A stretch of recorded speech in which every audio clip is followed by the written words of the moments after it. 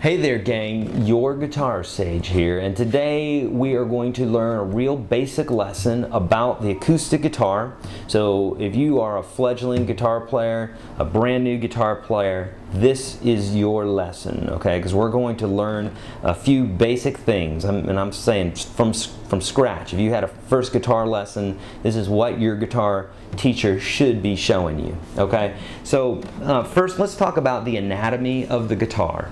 And we're going to talk just a slight bit about sound, and we're going to talk a little bit about technique and that sort of thing. So for some of you, this is going to be beyond you. For those of you that it's not, stick around and we'll learn a ton today. Okay? So let's talk about the guitar first. This is an acoustic guitar, of course. An acoustic guitar is one that has a sound hole, unlike an electric guitar, to where you plug it in and it runs through an amplifier, where it's amplified through other means other than just the guitar sounding itself. This particular guitar is an acoustic electric, okay? And that means it's acoustic. I can play it like this and you can hear it. Or I can plug it in and it also has a way to amplify it as well. But it's going to sound like an acoustic guitar because that's the way it's set up. Okay, so acoustic guitars get their sound by these strings vibrating and the sound resonating into the sound hole, reverberating the body or shaking the body, if you will, and then the sound coming out the sound hole. Okay, let's talk about the parts here, and then we'll jump back to sound for a minute. Okay, so a guitar, if you think about it like a body, this part right here is the body of the guitar. Some people will call these even the ribs. This is called the top. Some people call it the belly, but most of the time you'll hear it called the top of the guitar. This is, of course, the back of the guitar and the sides. So when people are talking about types of guitars and woods and stuff like that, they might say it's a spruce top, and they're talking about this part right here. And when they're talking about the sides, they're talking about the outer edge, and of course the back is the part that you're not seeing right now. Okay, this right here is called the bridge, and the bridge is the place where the strings start, if you will, or you could say they start here at the tuners, but they start and end from the bridge to the tuners. Okay, so this part's called the bridge. These parts are called the tuners. Of course, they tune the guitar. They change the tension or the highness and lowness of the strings, the pitch, if you will. Okay. This is the head and the headstock, and this is the neck. Okay.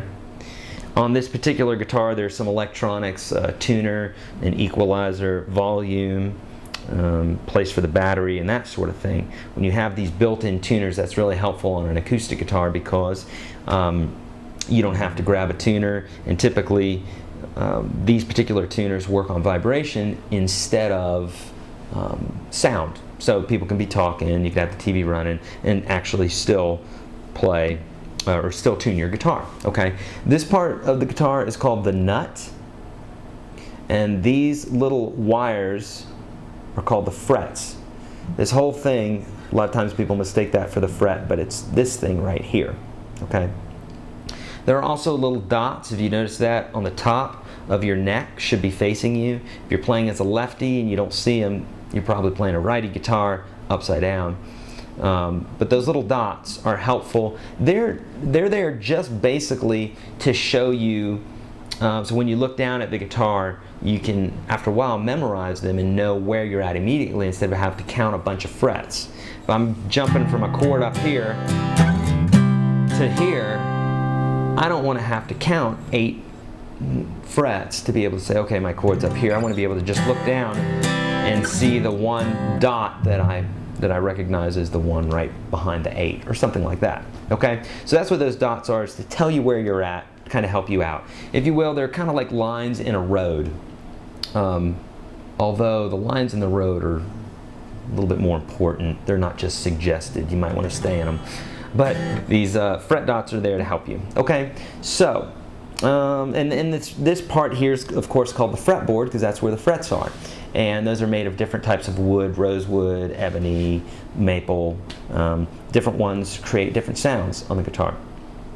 Okay, let's talk a little bit, let's talk basically about sound for just a minute. So some of you know about sound as the sensation that we receive in our ear, right? Let's talk about this for a second, it's real important.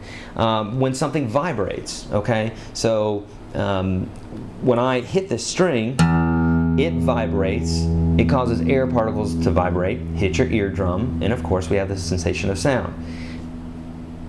Pitch is the highness and lowness of something. So if this is low, this is high, okay? So we're hearing we're hearing a difference in the two because of the way that they are vibrating. Okay. Now on the guitar, when we pick a string, it vibrates between the nut and the bridge. Okay. So if I pick a string, I can lay my hand right here behind the nut, and nothing's going to happen. That string is going to keep sounding. But if I go beyond the nut right here, it's going to get muted because we're stopping the sound. Okay. What the frets do is they shorten or lengthen the string. Okay. So there's a law of nature that says the bigger something is, the deeper that it will reverberate or vibrate at. Everything vibrates, so everything's vibrating, and something bigger is going to vibrate lower than something smaller. That's why the smaller the bird, the higher pitched its sound. The larger, a whale has a really deep low bellow, or a cow or an elephant you're gonna feel it as well as hear it, okay? So it's the same thing with pitch on the guitar. So these thicker strings are gonna sound lower than the higher pitched strings, okay? And also, if we take the string length and we shorten it with these frets, then we have a shorter body again, or shorter string length, which gives us a higher pitch. So for instance, this low string going up the fretboard, we're shortening the string length. Now it's vibrating between the bridge and that fret instead of over here. I can touch here all day long, no problem. But we are shortening the string length, which is increasing our pitch. Okay, so there you go. Those are the basics there regarding sound. Let's talk about some left and right hand techniques. Now, the techniques that I'm giving you today are the exact techniques that I sit down with students every single day and show them. So these techniques are proven and they're going to help you a ton. Okay.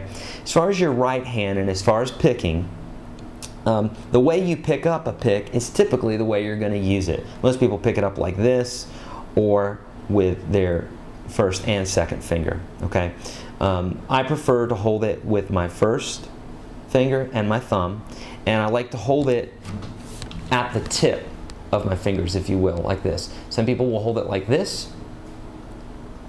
Some people hold it like this. Some people even hold it like this. Okay. I don't prefer that because I don't feel like I have the control. So if you want to start off in a way that where you have more control over the pick, play it like this, pinched. Okay, let's try this exercise here. Basically what I want you to do is on this first string here, pick that. And so take the pick and you lay it on the string and press down towards the floor. Okay. Then the second string, third, fourth, fifth, and sixth. Now, you'll notice that I'm counting the strings from the one that's closest to the ground, or the highest pitched string, as a 1, and the lowest pitched string is a 6. That's the way us guitar players identify the strings, as well as string names, which we'll learn in a minute. Okay, so that's your right hand technique. Left hand technique is fairly simple. There's 2 or 3 principles that are really important that you stick to. The one is, make sure you use all your fingers, okay? Every single finger you want to use. So if you're playing 4 frets, use 4 fingers. Also play directly on your fingertips. With my students, I'll take a Sharpie pen and literally draw 4 little dots on the tips of their fingers so that they remember when they're looking at their hands not to play like this, but to play like that. Okay? Now for newbies, that may not look like much of a difference, this and this, but when you're playing chords, it's a big difference. So believe me now, and you'll understand it more later. So fingertips when you're playing, also play right behind the fret. So for instance, take your first finger, put it behind fret 1, this is fret 1, this is 2, 3, 4, 5, 6, 7, and so on. Fret 1, and play right behind the fret. What I mean by right behind it is, this is the fret, play right here, not back here, where you get that buzzy sound or sometimes like a thumping sound. You don't want that. So scooch up on the fret and play right there. Okay? Take the second finger and play on the second fret. Don't slide your first finger up, use the second finger. And again, right behind the fret. If you're back here, you're going to get that pinched kind of weird sound. So scooch it up on the fret. Third finger, third fret. Fourth finger, fourth fret. Okay? And at first, just do that. You won't be able to play it that fast at first. You may, depending on how much experience you've had. But that's the exercise that you want to do, and you want to do that for all the strings.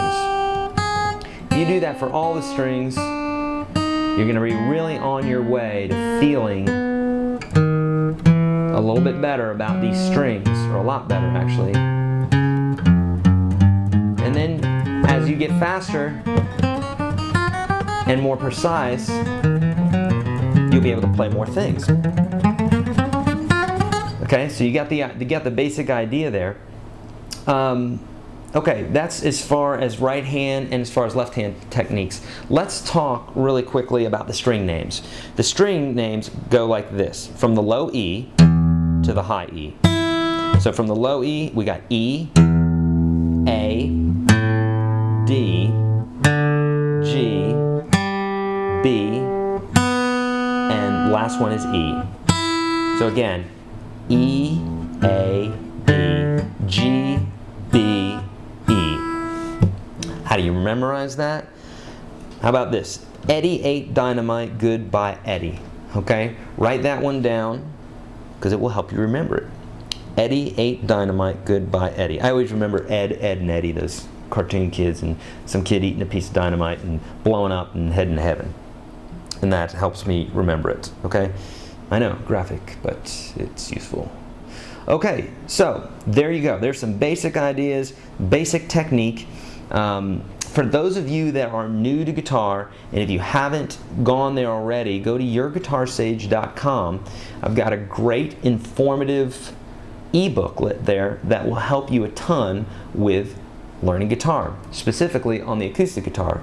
Teach you all about rhythms, teach you about right hand technique, teach you all your basic chords, teach you how to use a capo. This guy right here, super handy for newbies especially. Actually for everybody, for experts as well. Teach you how to use a capo. I have somewhere around 200 videos right here on YouTube right now teaching all sorts of songs, and will also help you with all those tunes. So if you like what you see here, go to YourGuitarSage.com and check that out. And if you haven't already, hit subscribe because I'm putting new videos out all the time. So there you go. Hope you've learned something today, and keep checking in for new lessons. Your Guitar Sage, over and out.